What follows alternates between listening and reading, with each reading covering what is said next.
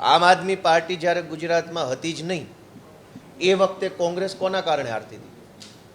30 વર્ષ સુધી Congress party BJP સામે ટક્કર નથી લઈ શકી, ચૂંટણી નથી જીતી શક્યા. 30 વર્ષ અમારા જન્મ પહેલાના આ લોકો હારતા આવે છે.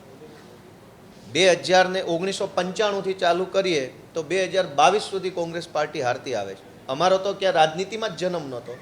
યશુદાનભાઈ, ગોપાલભાઈ, મનોજભાઈ, ચૈતરભાઈ કોઈ રાજનીતિમાં નહોતા, શાળામાં ભણતા હતા અમે. તે દિવસે કોંગ્રેસ પાર્ટી ભાજપ સામે લડી નથી શકી અને એ લોકો નથી લડી શક્યા, ભાજપ સામે પડી નથી શક્યા, જેલના ડરથી ડરે છે એટલે લડતા નથી ભાજપ સામે.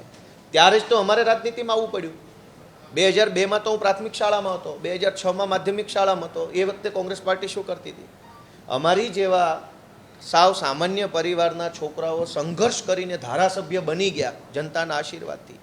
એ બાબત કોંગ્રેસથી કે ભાજપથી સહન નથી થતી, કેમ કે કોંગ્રેસ અને ભાજપ બંને ઠેકો લીધો છે કે રાજનીતિ અમે જ કરીશું. અમારા છોકરાઓ એમના છોકરાઓ સગાવાલા ભાઈ ભત્રીજા જ કરશે. ગુજરાતના ગામડાના સામાન્ય ખેડૂત પરિવારનો દીકરો ધારાસભ્ય નહીં બને એવો માહોલ ભાજપ કોંગ્રેસે કર્યો.